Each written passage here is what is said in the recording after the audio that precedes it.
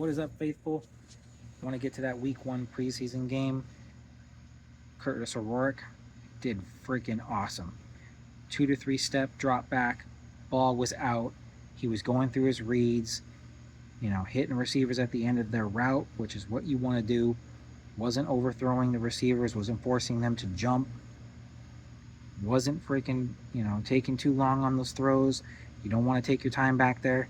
There were points where the coverage was, keeping him from finding the open man. He used his legs, scramble around, gain some yards, buy some time. So overall, I thought he played fairly well. He played really, really well. He needs, I think, maybe 1 or 2 more games, and he's probably secured a spot on this team. Now, Drake Nugent had 1 bad snap. That's gonna stick with him. He played center at college, and when he was in college, he's got a year under his belt. So,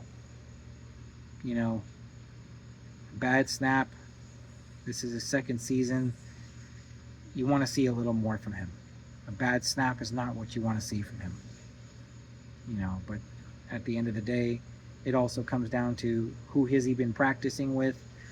And the bad snap did come with Adrian Martinez, and I don't know if he plays with Adrian as much as he does Curtis Rourke. So hopefully that bad snap doesn't affect him too much or his playing time. I would like to see him on the field a little bit more. I definitely would like to see somebody other than Jake Brendel at freaking center. So, keeping our fingers crossed. So hopefully he can pull his head out of his butt. But Zhaun Stribling had 7 catches for 63 yards. I thought he did really well. His routes were crisp. He had, I think, like 3 run plays. 2 of them were jet sweeps, and 1 of them was a screen. And I didn't see a whole lot out of those. But then again, it's not with the starters, so I want to see some improvement from those. I want to see him at the end of that. I want to see him essentially, aiming for that hole. I want to see that burst of speed, and I want to see decisiveness. I don't want to see him, stutter stepping. I don't want to see him like sitting in the back there looking for a hole. Once you see that thing, just bust on through it. That's how Debo has done it his whole career. So hopefully he can learn a little bit from Debo, and it's good to have Debo back on a cheaper deal, by the way.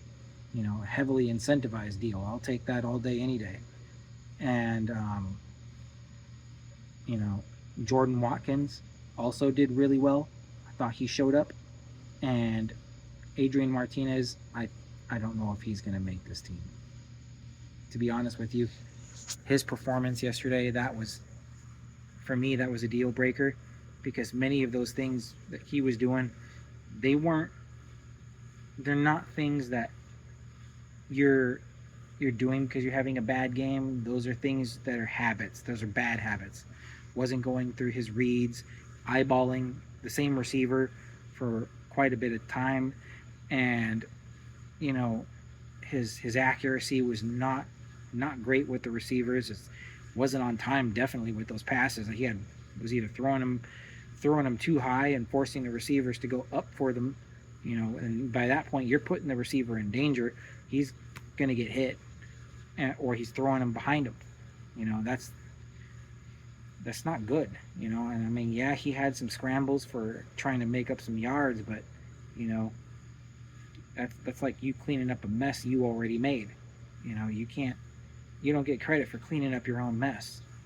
So hopefully he can kind of get a better game next week. But I think that game has pretty much done it for him. That was a pretty bad game.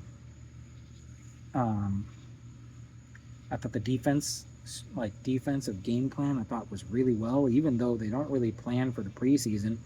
There's not a whole lot of planning that goes into those. It's just a preseason game. There's no game planning that goes into it. They're just calling plays. And I thought overall, Raheem Morris, first game coaching for the 49ers and coaching the defense, I thought he did well, especially with the second stringers. The third stringers, they struggle a little more, but overall, the second stringers, I thought they buckled down. There were some moments where, they were letting up some yards, but overall, I thought the defense did fairly well. I mean, we're not seeing any of the starters, and these guys are, for the most part, just trying to earn a spot. They're trying to put themselves onto some film, because whoever gets cut from this team, other teams are going to be looking at this film. They're going to be looking at this. Okay, what is this? What does this kid got? Can we use him? So they're fighting for roster spots, whether it's on our team or another's, anywhere around the country. So, overall, I thought we did fairly well yesterday. It's only, like I said, it's only a preseason game. It don't really mean a whole lot. There's some negative things that you can take away from this game, but there's also a lot of positive. So, let's try to stay faithful. I do address the Nick Bosa, because I have heard a lot of people saying that he's done for the year, or that they needed to get rid of him. He's not done for the year. And take it from somebody who has had already 3 knee surgeries. He's got way more money than I do. Definitely has probably way better freaking nutrition than I do, because he can afford it. Probably can afford the supplements, the massage therapy, the cryotherapy. Like, I don't know if they call it cryotherapy, but that's what I call it. But there's a lot of things that they can do that are non-surgical. He ain't gonna go under the knife, and if he is, I will tell you I'm wrong. But I've had 3 knee surgeries, 2 on my right knee and 1 on my left. So I'm telling you from my personal experience, I've never had to go under again for tendonitis. It is something that he has to play through, and rehab will help with that. Also hydration, because water, your joints need fluid. Most people don't know that, but the more water you drink, guess what? Water goes straight to your knees and your joints. It's what lubricates your joints. So it's a lot like oil for your car. So I think he's going to be fine. Outside of just that tendonitis, give him some rest, let him work out, let him rehab that leg. Overall, I think he's going to be fine, and I think he'll probably be playing week 1.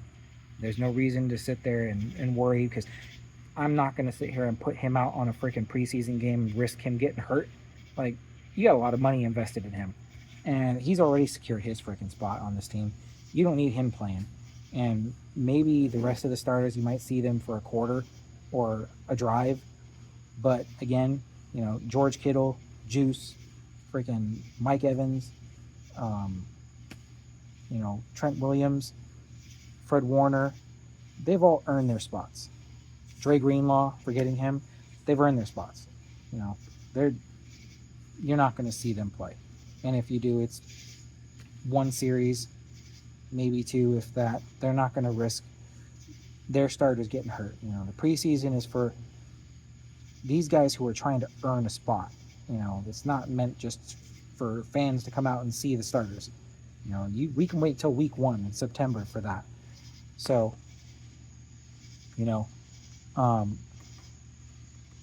let's wait for the next game we got next week. So I will have another game. Not another game, sorry, but I'll have another cover on that. And I will be doing some fantasy football. I'll be talking over who I'm going to go for. I mean, I'm a little bit of an oddball when it comes to that. So how I play might be a little different, but it's gotten me into the playoffs, and it's gotten me to multiple championship games. So can't complain on my strategy for there. But hey, don't forget to like, subscribe, and comment. It all helps out. This is my dream, talking about football. Talking about football with you guys, hearing what you guys have to say. So, like I said, leave it in the comments, share, spread it around. Hopefully I can talk about football with you guys. And I would love to be able to go live one day, but I don't have the subscribers yet. But take care, guys.